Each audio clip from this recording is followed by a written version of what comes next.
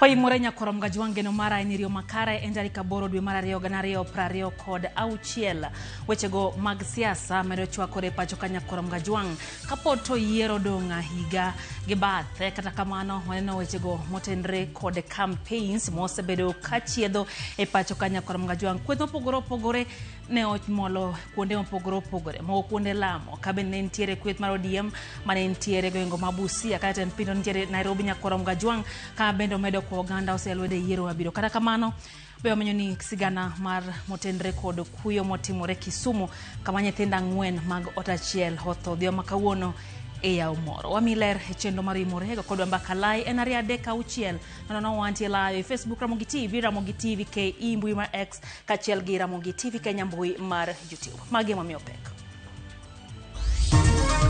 nikawacha mtoto aniuzie tukaongea na yeye saa 1:40 minutes akaniambia mama niko kwa barabara pigiwa simu na mwenzangu ananiambia Sherila ameshutiwa tulo ne omuoche kardak mahuruma e bure Nairobi bango bila nego nyako moro manerik usorech hakuna mtu atatulazimisha kuingia serikali ambayo hatukubaliane nayo.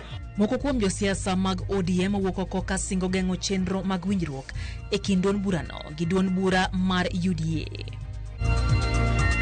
Walituambia tuende tupelekewe shule na president, hakuna shule yake hapo. So tuliweza tu kurudi na isipokuwa sasa fare kama hiyo tulikuwa tumechangiwa na DC alikuwa ametupea. Pod en midhiero kama kuom jopuonjre podo kwa modonje grade mar 10 nikech pek mar ngima.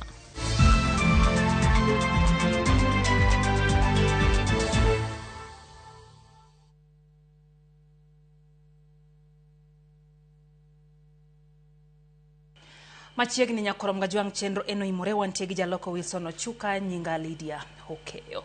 En litne familia moro e gweng makanya kwar e Kisumu Central bang'e thindgi 4 ma yawuowi mawuok e familia achiel nimo kendo tho e piao odhiambo makawuono. Yawuowigo ma hikgi ni kind higni 9 nyaka 14 yango inerik odhi goya bal e yaono mantie kar kunyo kware kendo emane girome gi tho makamano. Ruoth Makondele Morris Ajwang oyango masirano kolero ni nyathi achiel kuomgi emano onimo kaeto bang'e jowetege mamoko 4 otho e pi onongo ka gitemo rese. Nyithindo go yangi gin ma jogredo 9, 8, 6 kod machielo ma ja grade mar 3. Ringregi duto osegol oko e piaono. En mosa ahinya ne familia kuom lal mar nyithindo nyakoramga jwang kwadhi mbele. Jopiny orakore kod obila e kardak ma Oruma Nairobi ka gikwedo nek mar nyadendi Sherila Chieng ma report yango ni ochiel gi magina ma otho e kinde mo obila ne tima peda.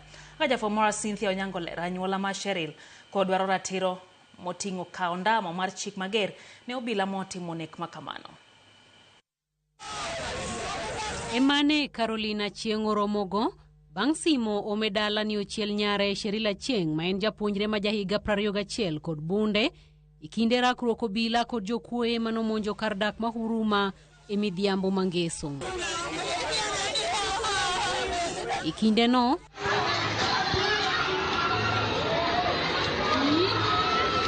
rowere moko omonjo kuonde ohala kendo yako mwandu, okang' ma okelo obila mondo donjre. Ka e kindeni, ema Magina omako Cheryl e kinde ma ouso rech e dho ndara, chwado lenda wang'e kendo wito ngimane kanyo. Akaniambia mama nitakuuzia.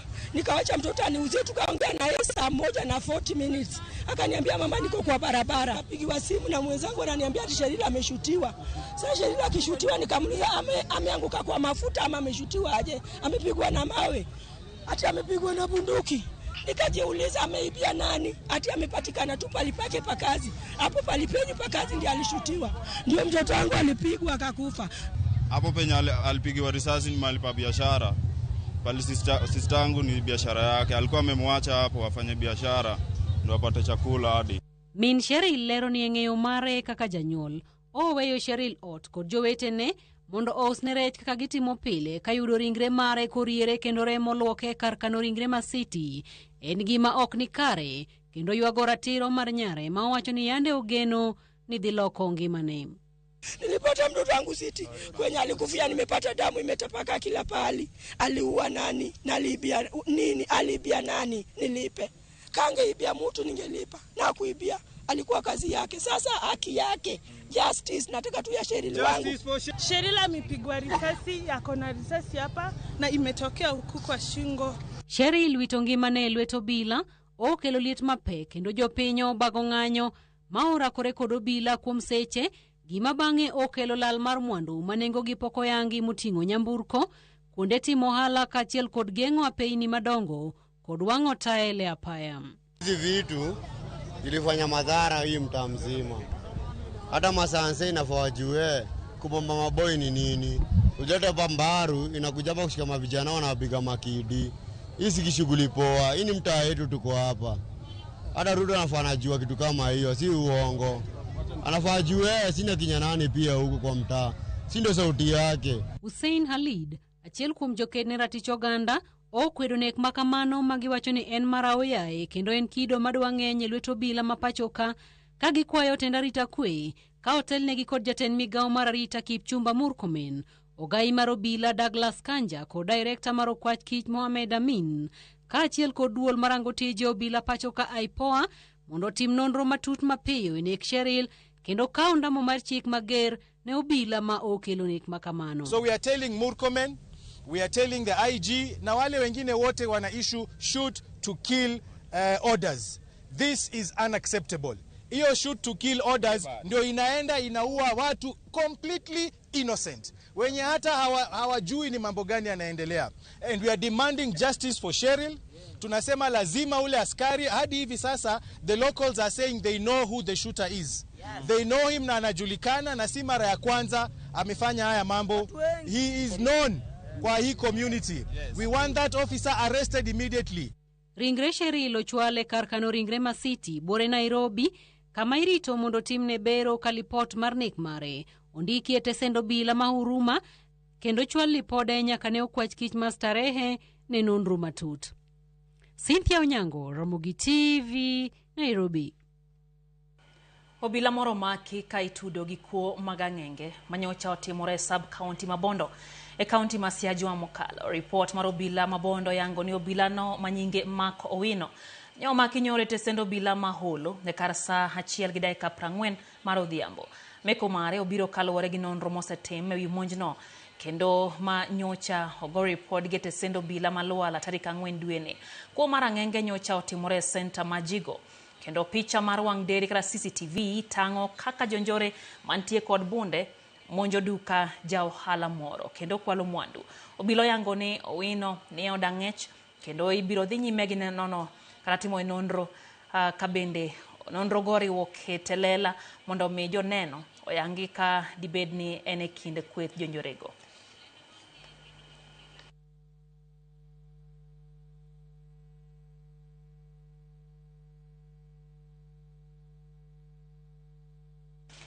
Kumachielo nyakorom Juang kweth mar jokanyo mamoko mag ODM oramo ni ok gibi ni winjruok bede kind duond burano kod duond bura mar UDA.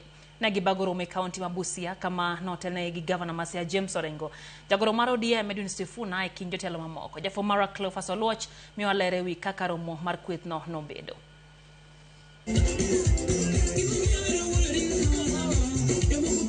Yukinyi machieng Jumapil, kweth machielo mar ODM otero kampen margi ma otisi ni Linda Wananchi e kaunti mabusia. Mae biro bang' ogai mar ODM Oburu Oginga bagoro mo e boma ma Malaba e kaunti onogo mabusia.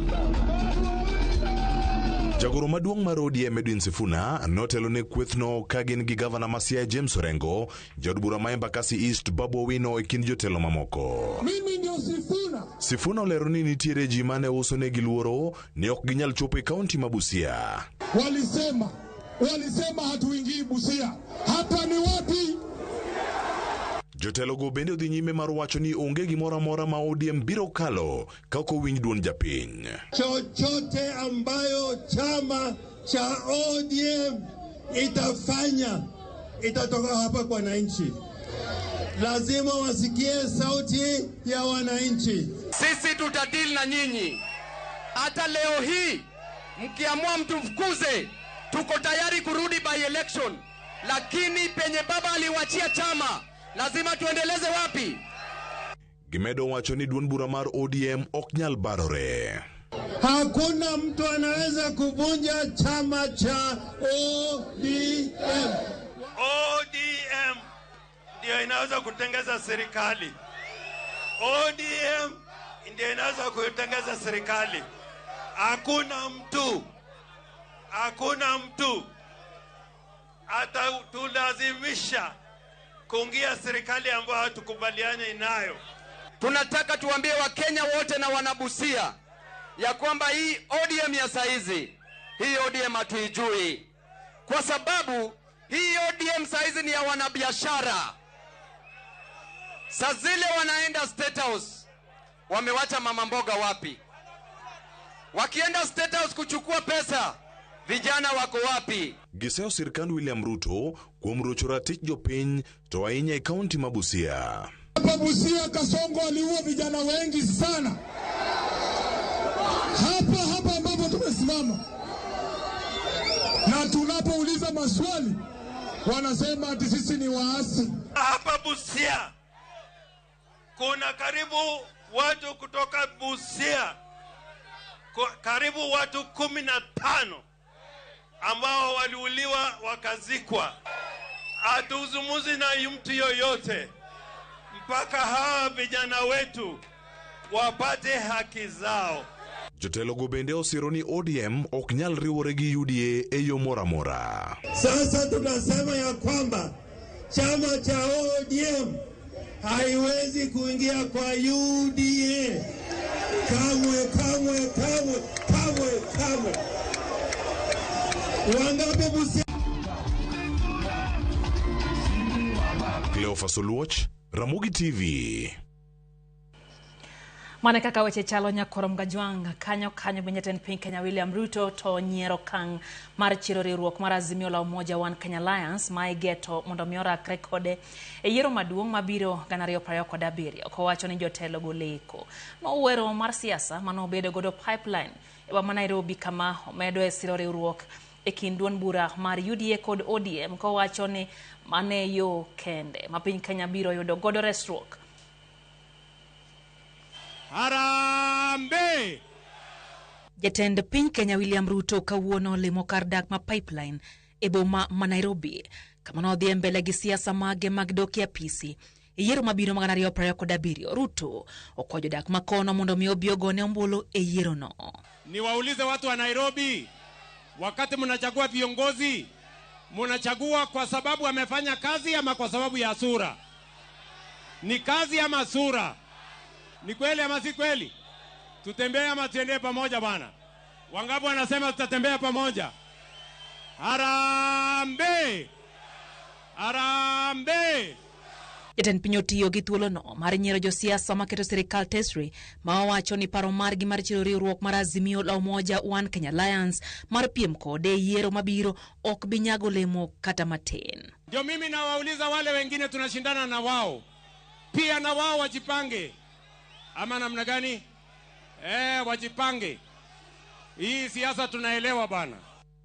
Ruto wacho ne riwruogno mar Azimio onge gi thochi ahinya to ka duond bura mar ODM onge iye kaluwore ni duond bura mar ODM e siro manosiro Azimio ka bende owacho ni riwruok e kind UDA gi ODM ema biro kelo jo Kenya kanyakla kendo kelo dongruok e Thurka. Sasa nimesikia ati wanataka kuanzisha Azimio. Ile Azimio tulinyorosha asubuhi na mapema.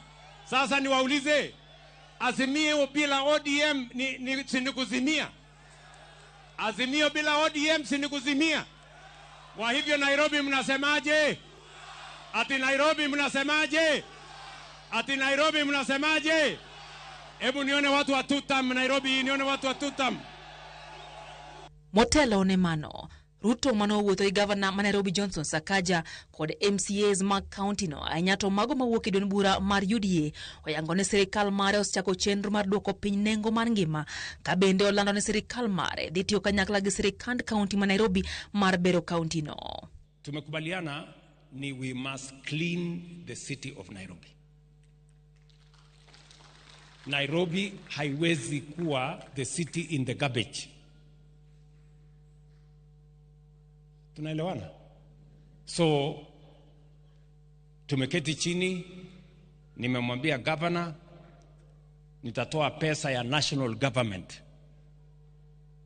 kuongezea ya county government ndio tusafishe mji wa Nairobi. We will do anything and everything to change the city of Nairobi. Your Excellency, I want to thank you because you've given us a partnership in terms of roads. Na ya mwisho ni ile mambo ya Green Nairobi. We have worked with you, we have figured it out. We have now awarded the tender to our partners who are going to come and work with us. Na wewe umesema utaniongezea 4 billion a year in that process because the city must look like the capital and it must be clean. Jatend piny oyango ni chenro mar loso boma ma Nairobi en achiel kuom chenro ma en go maneno ni ochopo kare singo mar chwalo Kenya obed kaka piny Singapore. Lydia Okeyo, Ramogi TV, Nairobi.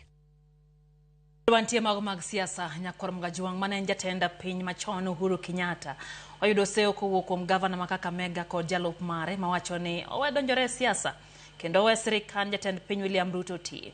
Jatelo ma Kakamega go wacho ni chik wacho ni tok wuok e apisi jatend piny owinjo were kod siasa wach magikoni Uhuru Kenyatta tamore luwo. Bende giwacho ni owuono jatend Wiper Patriotic Front Kalonzo Musyoka ni onyalo keto jatend piny ka giwacho ni keto manoluor Raila Odinga jatend piny notame omiyo luor sirikal manitie sani ma jatend piny Kenya William Ruto.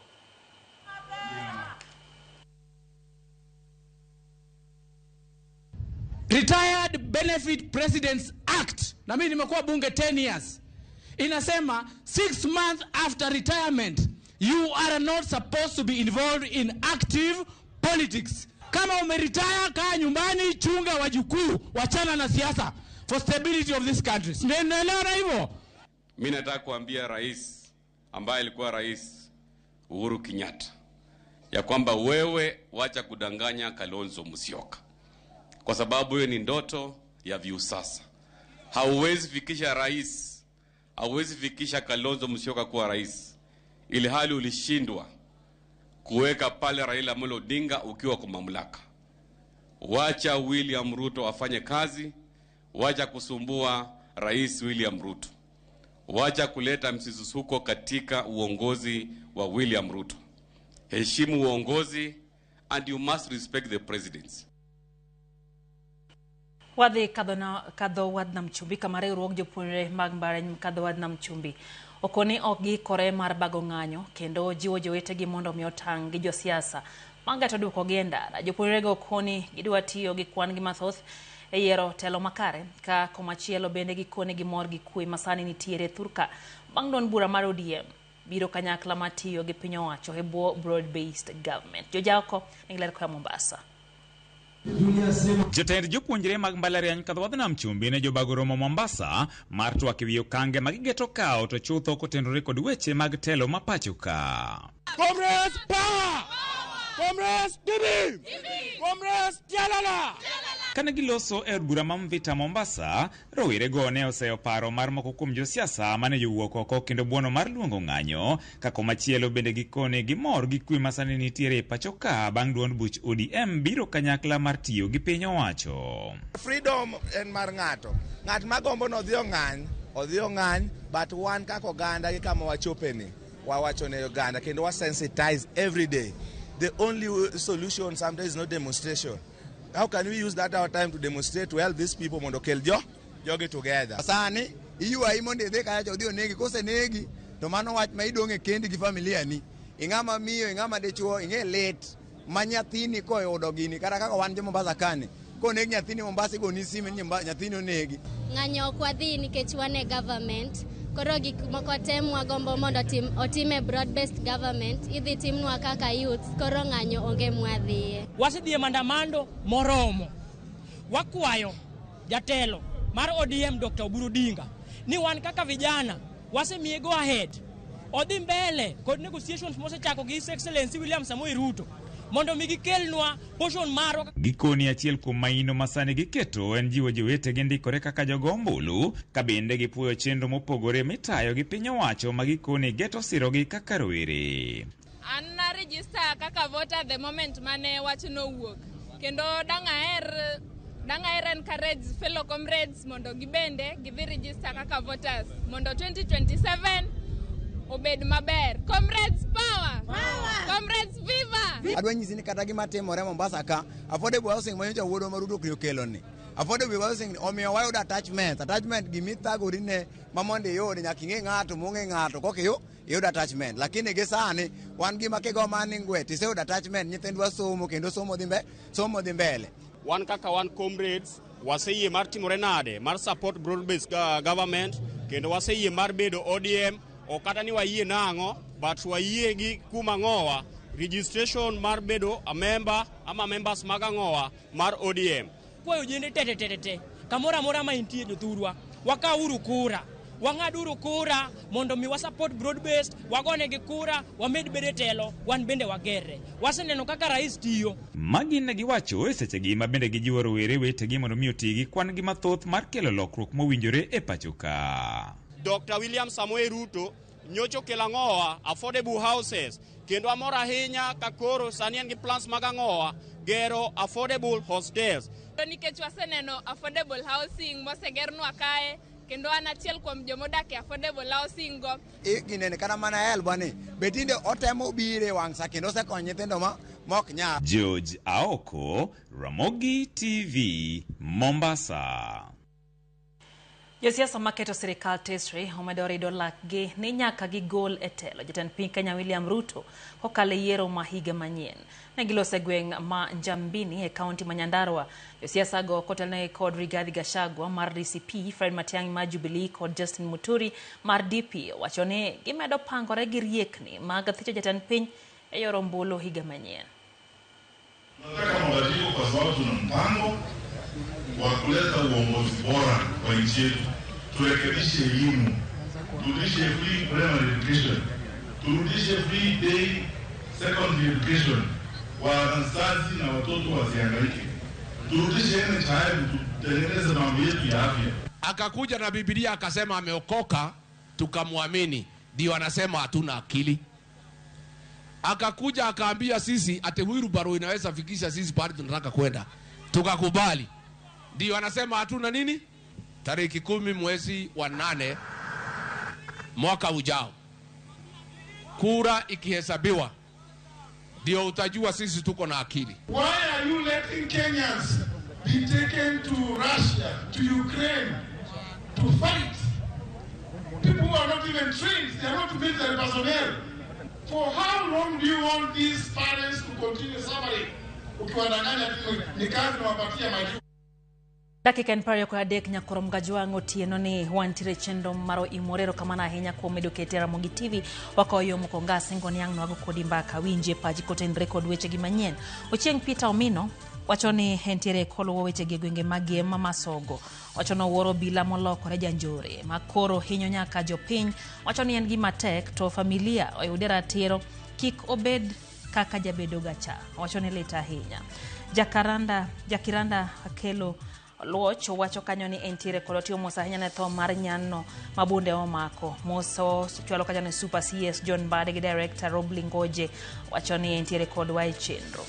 Mwalimu Joseph Oyo japuonj din mar kanisa Kopere Nyandiwa Parish nyisano mora ahinya gi Ramogi TV kaka weche chopo negi e yo makare. Ogo mos kuom tho mag rawere ang'wen-go wacho ni kare en oparo ni bunde ka polis bayo to bayo ng'amose koso tinde ito mana bae. Wacho ni mos ahinya ne familia mar Cheryl wacho ni en gino motimore to ok ni kare. Bina neno kanyo ote mo orage Reverend Humphrey Kayando wacho ni entiere kodwa e yo makare oluwo wechegi achiel kachiel e yor mbui ka entie town mar Canton, Ohio, piny mar Amerika kata USA. Wacho no kwedo kendo ok oyie gi nek ma oyaye mar nyaka nyan matin no mar Cheryl. Obila mondo mi otime nonro maber ewi nek makamano mondo kika yudre kata haki oyudre ne anyuola mar Cheryl. Wacho ni entiere kodwa e chenro Nyakorom Kajwang'. Bende aneno kanyo wote mar Erika Woche wacho ni entie Kaboch Karadingo Gadi School gin kanyo gi Jane Woche Matunga wacho ni weche gi chopone gi eyo ma owinjore ahinya. Evangelist Dan Omuya wacho ni en bende weche gi chopone yo makare. Wacho ni walam ne piny Kenya. Wacho ni Kenya dwaro mana lamo e kinde magik mabende kro timore odhuro e pacho kae. Aneno Sergeant Kaoli Bernard mar Migori County wacho no wora ahinya ka obila marito mwandu mar jopiny lokore kwalo jopiny kod ang'enge. Wan wang'eyo mana ODM motelnegi kod party leader Oburu mane mwadhigo Singapore nyaka Kanan mano otibare. Obila Shemothoe wacho no luwo weche geyo makare. Wach masira moneno Huruma no lit matek kae to wacho ni jopiny owe ketho mwandu ka ging'anyo. Mar ariyo arita medero chore pacho kama ngima. Wacho ni nitie gima nyaka tim jopiny oriwre kod obila e bero arita. Wacho ni pogruok mane ODM gi nyiso lony moro ok nyis lony moro amora riwruok e teko. Amiuru mosendo Raila Odinga luor mowinjore kode. Mwalimu Jael Mwalimu Bernard County Migori County aneno kanyo. Erokamano kuom keto Ramogi TV hoyo matin maino imore kikidhi mabor.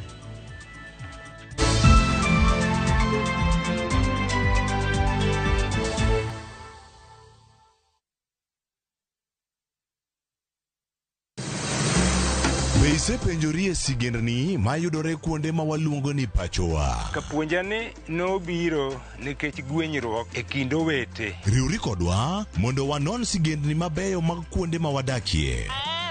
Nera nitie. Ninyuo kongo kacha niluongo ni kilap joko wili. Kochakore bombe madongo nyaka gwenge ma iye. Otusenge en piny joimbo mar oganda iluongo Wasenge. Ng'e gigo mamiyo oganda ka oganda bedo mopogore. Nueng'o ma wan godo ka en mar kunyo goldi. Urudi. En kama ji duoge ji ok lal. Ng'e weche mane osekalo. Chon chande lweny nitie kor gweng'. Rwako sigendni mag kuonde ma wadakie. Kiwacho ni kibedo piny e kom, kineno ng'ama lwete fuare kama mano nyiso ni jakano mulo ka pigo sechope bwo mesa. Ng'e gwengewa chieng' tich ariyo saa 3 otieno mana e Ramogi TV.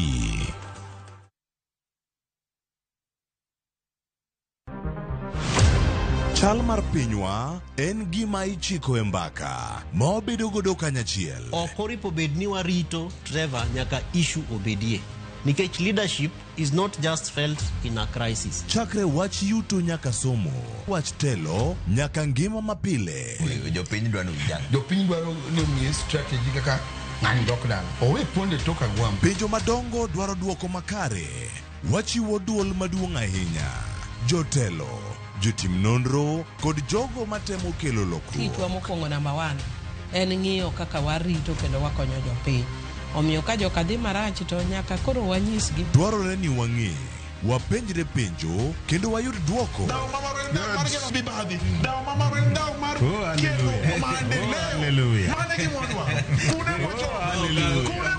Riwri kod Trevor Ombija tich adek saa 3 otieno mana e Ramogi TV.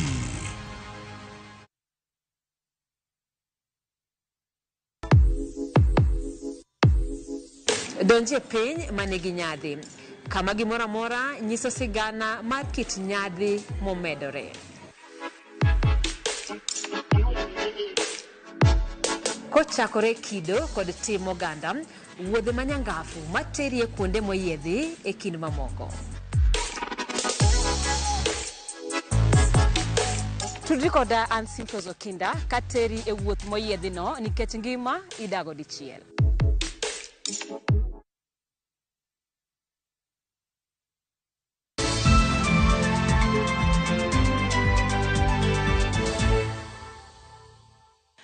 Machiegni kendo nyakorom Gajwang' ma en chenro mar oimore korateri nyake kor gwenge wadhi e kaunti ma Homa Bay mane en jagoro e sirikand kaunti ma Homa Bay Isaiah Ogwe. Koro lando ne odhi laro kom od bura ma Homa Bay Town e yiero mag 2027 kama okone jo siasa mag dhi lero godo mondo mi oket maine siasa mar kwe. Ogwe notiyo kaka jagoro e sirikand gavana machon ma Homa Bay Cyprian Awiti kendo yiero mokalo mag 2022 en achiel kuom jochung' mane owuok oko kalaro kom gavana ma kaunti ma Homa Bay. Okone jogo ma bende osewuok oko kalaro kom no mondo go siasa mar kwe kod uso agenda margi ma ok tiyo gi rawere mar kelo tulo e rombe mag siasa. Odhi lero go nikech gini ok mar ng'ato ken mara ken ji lare ji mang'eny ng'ato ka ng'ato ni gimo ni wiye mopango timo ne joma wita. Gima nyalo kwayo ji duto tetete mobro lero go ni mondo otim gini gi kwe. Kik waket ni koro wadwa tiyo gi nyithindwa waketo ni koro ji negore anega. Gima nyocha timore Kasipulcha ok wagombo ni mondo timre Homa Bay ka. Wagombo ni mondo kwe obedie kabisa ma ji duto te mobro lero go kwe obedie.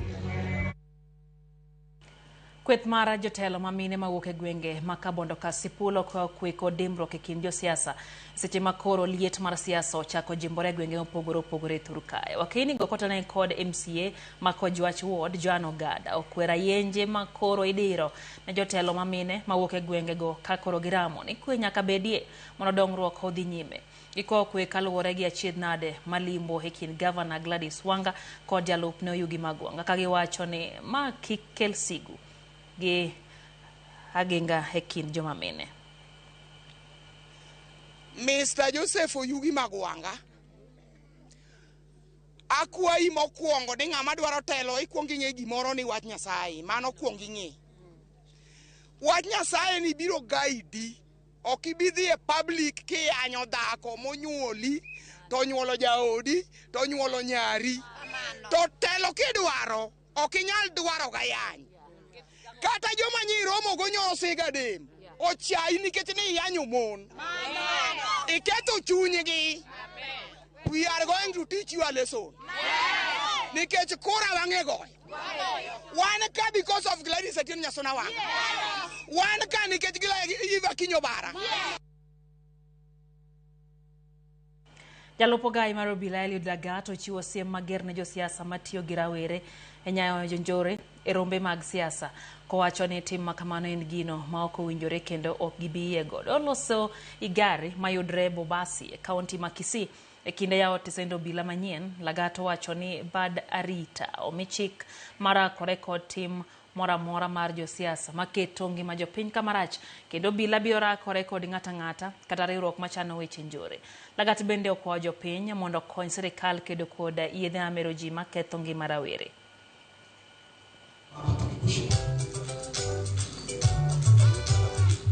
We are all concerned about the issue of goons, young people being used by people in society. It could be politicians, it could be any other person in the society who decides to recruit to offer cheap money to young people to propagate and to advance criminal activities. I really want to warn all of them. That is criminal by itself. And we are not going to entertain whatsoever, regardless of who you are in the society. Using young people to advance and propagate crimes, and especially as we are heading to the political period, campaigns, I want to ask those people who use these people to stop it because they are not helping them. Is that as a people, when policemen work in a good environment like any other person, then the productivity is high. Tumetembezwa huko ndani ya police station, tumeona cell iko clean ya wanawake, ya wanaume, ya watoto, clean cells. Mimi naomba tu wale ambao watakuwa na nafasi ya kuingia kwa cells huko wasiwe si watu ya hapa. Jopuonjre mag grade mar 9 makwan gi oyo 30 pod okwamo e kar dak Mukuru, Nairobi, ka koro jonyuol ywak ni chik manogol kod jatend piny Kenya William Ruto mondo mi giter jopuonjre skul kata ma onge uniform ok ti kendo jopuonj madongo ok orwako. Judith Omondi kod mathoth kaka jopuonjre go koro ikete grube mar duoko chunygi na Mukuru. Jumapile kar dak ma Mukuru wadonjo kendo ka chenro mapile pile dhi nyime e kar lamo moro, kata kamano man kod pap matin, jonyuol kod jopuonjre donjo e grube, kama moko to osebet piny e barasa machalo ma okelo gi kanyakla, kaka jopuonjre mag grade mar 9 mapok oriwore kod grade mar 10, barasa mar duoko negi geno. E barasa ni jopuonjre oriwore ma osedhi e skunde bang' chik mar William Ruto, makata kamano chikno ne ok oreso chopo e skul kaka gin, ne oduoko gi pacho kendo nyaka sani pod gin pacho. Zakaria Abdi en achiel kuom jopuonjre go. Tulisikia president akisema tuende shule, tukaenda kaambia principal. President alisema akasema hakuna school fees imelipwa, inabidi mrudi nyumbani mtafute pesa na mnunue vitu zinahitajika shuleni. Tulijaribu kumwongelesha kia kutusikiza, ilibidi turudi nyumbani na mpaka sasa yuko nyumbani. Monica Kilonzo, janyuol achiel ma nyathine ne oluongi e skul moro e kaunti ma Kisii, koni ne ok oyaw kata mana gate bang' kolando ni obiro kaluwore gi lendo mar jatend piny. Alienda wakasema hata gate hatukukubaliwa kuingia vile tulitamka. Walituambia twende tupelekewe shule na president, hakuna shule yake hapo. So tuliweza tu kurudi, na isipokuwa sasa fare kama hiyo tulikuwa tumechangiwa na DC, alikuwa ametupea. Kufika pale kuja tena ikawa ni ngumu tena kuomba tena ya kurudi, tulichukua wakati mgumu sana. Kinyi teno mang'eny mano dhi school, lakini gisiduogo gene kijiji ka. Iyudo ni principal sama o admit nyithindo, tiyudo ka principal penjo gene koro mubiro ni udhi chama ng'o. Moko koni pok gilimo skunde kaluwore ni ne oluongi e skunde ma idakie, to kata gir nindo ema gionge go. Mamangu ni mgonjwa, babangu anafanya tu barua, hadi sometimes mimi naendanga kufanya mjengo ndio hadi nipate ya ku raise school fees, but napata si enough ya hiyo school fees yote na uniform plus ya mahitaji ya nyumba kwa sababu mamangu ni mgonjwa.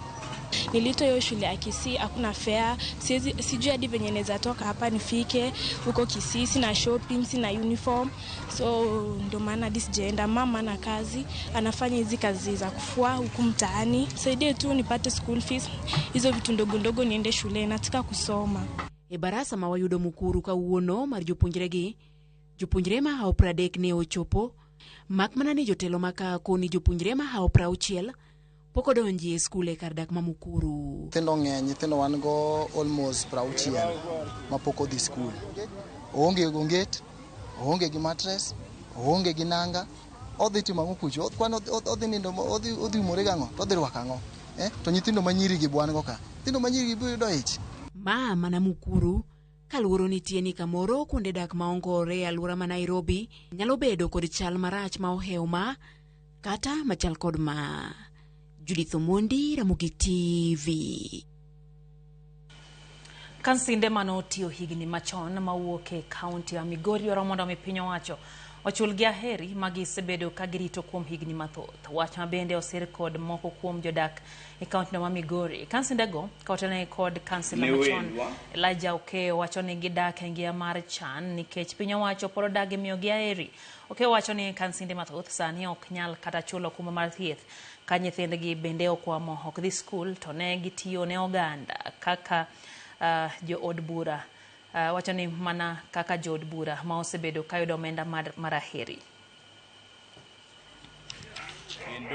In fact wakadhi okang' mang'eny makata donje county government kende ka igike ka inena kansila machon ka ng'ato kong'eyi to kata unakalo mondo mi donji bedo matek samo inyalo bedo gi wach moro mondo konyie.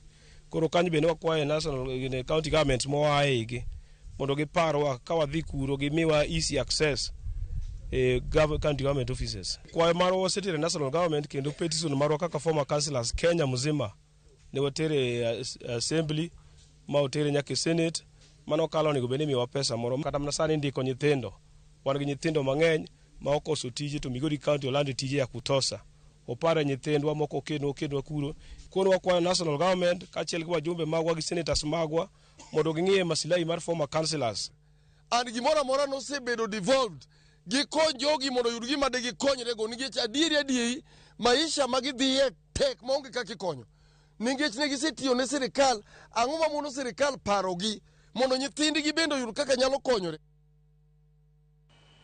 Riwruok mar mine maluongore ni Jumuiya Women kotene kod Martha Karua kawuono timo romo ka giseyo jatend piny ma Uganda Yoweri Museveni kuom gigo mitimo ne joma mine piny Uganda mitimo gi tend pinyno. Riwruogno seyo tend Museveni kachiel kod wuode ma en jatend jolweny General Muhoozi ne oserocho ratiro mar mine e yore mopogore opogore. Gidwaro mondo mi riwruok mar pinje Afrika kod riwruoge moko donjre mar reso ratich mine e piny Uganda. This is an African and global cry against the systematic, targeted sexual violence and assault to women's dignity in Uganda. We, the women of the Jumuiya and the African region, as advocates of justice globally, we write this letter in a state of profound shock and shared grief. The atrocities currently being visited upon the women of Uganda are not merely a Ugandan crisis, they are a stain on the conscience of the African continent and a direct assault on the universal principles of human dignity that binds all decent human beings across the globe. We appeal to President Yoweri Museveni as a head of state, commander-in-chief, a husband and a father of girls, to take immediate and decisive action to put an end to these heinous acts as well as hold the culprits accountable. Wakaoyo machielo nyakorom gajwang' chendo ni mar Oimorero kama na hinya kuom medo kete Ramogi TV neno kanyo ote mar Job Kola wacho ni entiere kodwa e chendo dhiao makawuono openjo kanyo ni jatelo moko kuom jatelo man tiere Busia no chako bede od bura chon kawuono kwa gino jende kendo wacho ni Sifuna bendo gole oganda joluoya manitiere broad based to we wuondo joluo wacho ni we wuondo joluo ni mondo giwuoge broad based government joluo emo wuondo ni one term wacho ni en gino ma okoyiego kabisa manen pache endo bende kanyo ote mar chalo dek wacho ni entiere kodwa e chenro ng'iyo wechego mag siasa kaito Mandela Oniala mar Kibiri Ward wacho ni gin gimini Chris Oniala wacho ni JODM oyolo sodgi nono to wadhigo marach nikech adiera makende ni with or without ODM in a broad-based government, Ruto de to term, one en mariek, wacho tiyo mos ne wede kod osiepene, kachiel gi jonyuol mawito nyithindgi go. Uzum kapita ni kachain bende, wacho ni intire kodwa e chendo yo makare Migori County Luanda Konyango Center, wacho ni wuoro ka police didari alisa sito goma na joma innocent, wacho ni action should be taken ne police no. Neno kanyo ote mano marantifical Juma wacho ni entiere kodwa e chendo moro gi Ramogi TV kaka mano tho mar nyithindo happy kanyakwa lit sana wacho ni kor nek mar nyako mama gino negono ma otimore Huruma bende wacho ni en gima lit ka janyuola lo nyathi e yo machal ka wan Nyasaye omigi ocho makende Daisy Onyango gi jaode wuod Akal ntiero gwedhi mar Obwanda wacho ni gikaw mos mag odhia makoro Alex Ochieng Ondeng mar Homa Bay wacho ni en gima lit sana ka obila mawinjo bene rito mwandu japiny machak kwalo japiny wacho mokanye kaka jo Kenya molo duto wacho ni Babu kod Sifuna nyon mana kama ginyonono agwambo moro kod kumora mora ma entiere Frederick Odhiambo wacho ni entie North Kaboch Ward wacho ni gin gisiro ODM leaders to kata kamano winjo bene gibedo piny mondo gimany yo magiluwo ndara to kwadoge wacho ni wan wasiro broad based government. Engineer Fred Obura ndiye Mikindani Mombasa wacho ni siasa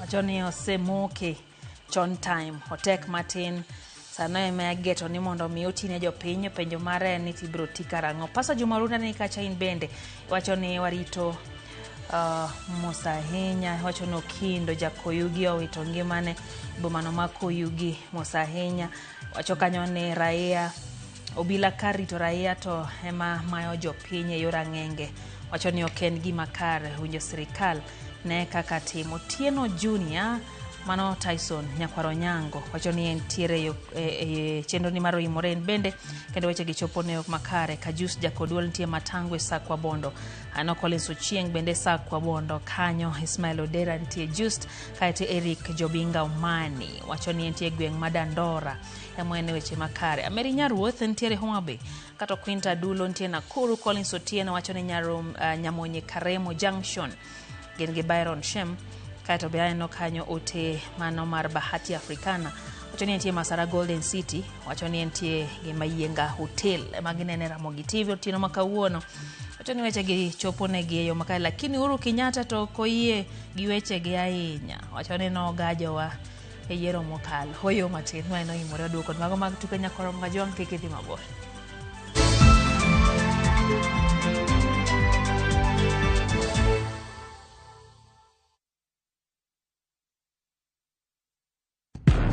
Hera, andhoga, adira.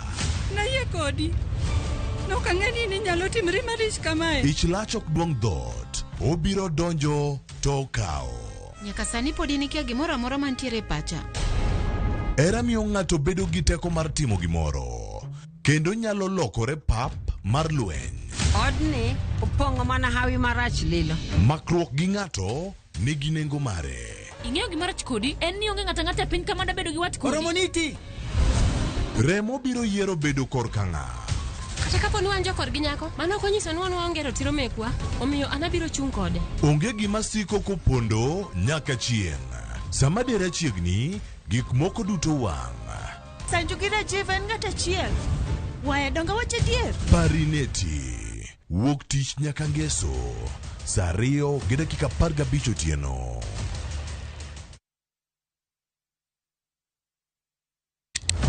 Piny igero kod mbaka, to kaka ndalo medo sudo, mbaka medo bedo mamit.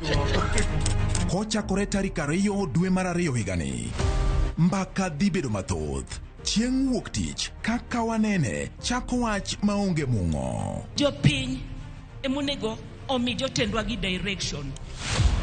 Tok saa 4, Cleophas Oluoch koloni weche matimore e piny Kenya nyaka saa 7 wang'e e chenro mar chal mar Kenya. IBC oket priorities ne right. Credibility mar election chakore gi kar registration. Chieng' tich 2, Sharon Ong'ao seto i gwengewa e chal mar gwengewa. Tich 3, George Bati pedho weche ayanga ka omanyo duoko, to in japiny ibiro wacha wacha. Tich 4, Lydia Okeyo loko ni weche ohala kaka itime, yore mag loso omenda to gi yot mar timo ohala.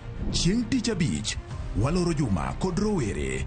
Joyce Oduor choko pach jomatindo ka omiyo gi thuolo mar kengo weche magido chunygi. Kungo makwa Nairobi ka e Chest House student leadership kana wapingo the new funding model. Mana e Ramogi TV machiegni.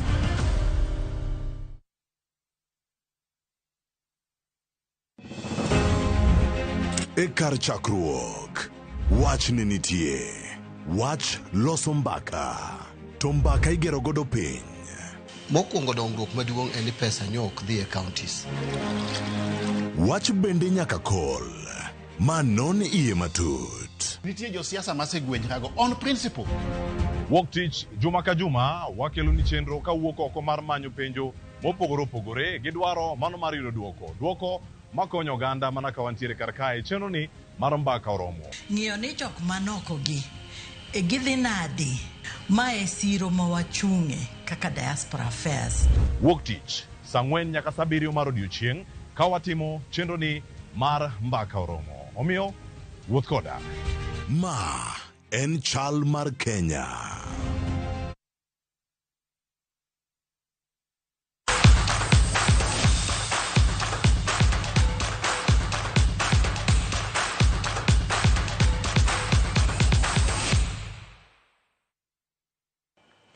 Mago mag tuke timba dhula mar Kakamega Homeboyz oyudo loch malach mar gonde 5 kuom 1 e tukgi kod Amani Youths e round mar 40 mag FKF Cup. Loch machal kamano koro miyo ojende kocha Patrick Odhiambo thuolo mar donjo kidieny mar round mar 32 e tukego kendo bedo achiel kuom timbe mamoko manoseyudo thuolo mar dhi nyime kaka Gor Mahia, Dynamo FC, Kenya Police, Ulinzi Stars, Kariobangi Sharks kod mamoko. Cheka na nyavu kimchezo tu. Namna gani hawana pressure. 2-3 anacheka na nyavu ile. Fantastic goal ile. Inakwenda, labda itakuwa ya kwanza. Wanzala, moja ile ndani.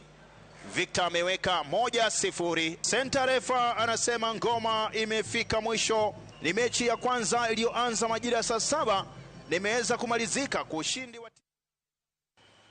Tim Rugby mar KCB odonje kidieny mar nus final e tuke mag manyo simbo mar Enterprise bang' mayo team mar Black Blood mar Kenyatta University Muya kod gonde 62 kuom 7 kidieny mar quarter final.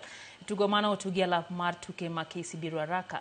KCB nowuok mager kane giyudo telo machon kowuok kuom jatugo Fidel Maina mano ketonegi nyime kod loch mar 5-0 kapok Andy Cole Molo kod Levia Munga medo lojno nyaka 12 kuom Olingthi. Lionel Ajeliti no chako oloyo bang'e mochore nyaka 17-0 kapok Amungo chako oloyo momiyo KCB ochore nyaka 26-0. Tugo maber mar jotugo Sinsikutwa, Emmanuel Opondo, Dominic Sunday kod Steven Osumba ne ochoro KCB mochopo 62 kendo yudo tiko mar tugo e nus final mar tukego. Against them, so it's a game that you have to come all 10 toes down and make sure that you put your best foot forward to make sure that you win, because they always bring their best game and we have to match up and get something else on top so that we can get the win. I think the new faces are people who are fitting into the program.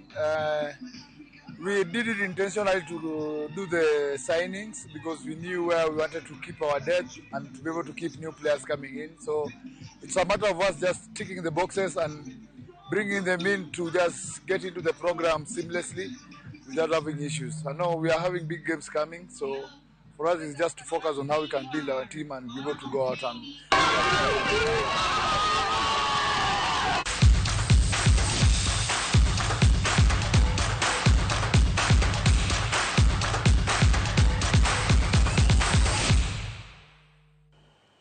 Kikanye mwatieke chendo ni Maro Imorenya kurom gajwang'ero kamana ahinya kuom kete e Ramogi TV odhiambo kawuono e chendo ni mar Oimore.